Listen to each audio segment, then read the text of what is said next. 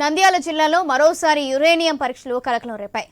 వ్యాపిలి మండలం మామిళ్లపల్లి, రాంపూర్, జక్కసానికుంట్ల పరిధిలోని automatic minerals director టెండర్లు పిలిచిందాయి. వెంపల్లి, డొలస్టాన్, గురుచెరువు, కాట్చైన్ వంటి మినరల్స్ కోసం ఏఎండి బోర్లు వేయనుంది.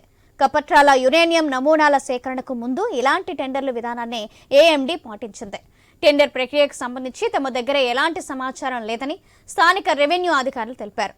ఈ నెల 18న టెండర్ దాఖలు గడువు ముగియనుంది.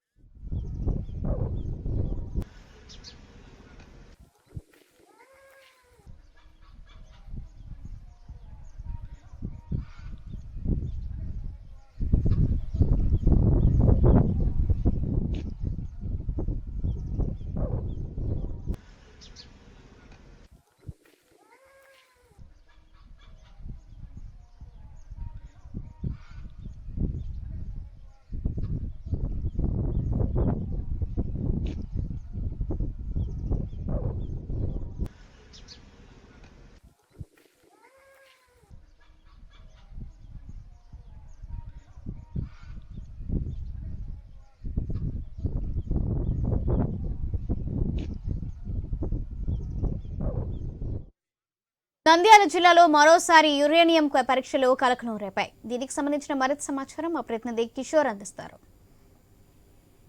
నంద్యాల జిల్లాలో యురేనియం తవ్వకాలకు సంబంధించి కలకలం రేగుతోంది. పూర్తిగా ఇటు చాపిలి మండలంలోని మామిళ్లపల్లి, రామాపురం, జక్కసానికుంట పరిధిలో 5 కిలోమీటర్ల పరిధిలో ఈ కోర్ డ్రిల్లింగ్ కు టెండర్ ఇవ్వడంతో అటానమిక్ ఎనర్జీ డిపార్ట్మెంట్ టెండర్లకు పిలుపునివ్వడంతో ఈ యొక్క అంశం ఇప్పుడు చర్చనీయాంశంగా మారింది. ఇటీవలే ఇటు కపట్రాల అటవీ ప్రాంతంలో యురేనియం తవ్వకాలు జరుగుతున్నాయన్న నేపథ్యంలో తీవ్ర స్థాయిలో చుట్టుపక్కల ఉన్నటువంటి గ్రామాల ప్రజలు ఆందోళన బాట పట్టి తీవ్రంగా కలెక్టరేట్లను ముట్టడించడం వరకు కూడా వెళ్లడంతో ఏకంగా ముఖ్యమంత్రి జోక్యం చేసుకునే అంశాన్ని సద్దుమణిగే విధంగా చేశారు. అయితే ఈ నేపథ్యంలోనే మళ్ళీ ఒకసారి నంద్యాల జిల్లాలో ఉన్నటువంటి నంద్యాల జిల్లాలోని డోన్ నియోజకవర్గంలో ప్యాపిలి మండలంలో ఈ యొక్క కోర్ బోర్లు వేయడానికి కేంద్రం టెండర్లను పిలవటం, అది కూడా ఈ నెల 18వ తేదీతో ఆ యొక్క గడువు కూడా ముగిసిపోవడంతో ఎప్పుడు ఏం జరుగుతుందన్నది ఆ గ్రామాల ప్రజలు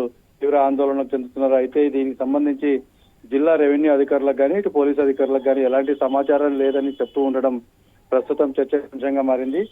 ఏది ఏమైనా కూడా ఇటు కేంద్రానికి సంబంధించినటువంటి అటామిక్ ఎనర్జీ డిపార్ట్మెంట్ ఈ యొక్క టెండర్లను పిలవటం అన్నదే ఇప్పుడు అత్యంత కీలకంగా మారిన అంశంగా తెలుస్తుంది. అయితే తదుపరి చర్యలు ఏ విధంగా ఉంటాయి, ఎవరికి ఏజెన్సీకి ఈ బోర్లు తవ్వేందుకు టెండర్ లభించింది అన్న అంశాలన్నీ కూడా ఇంకా తెలియాల్సి ఉంది.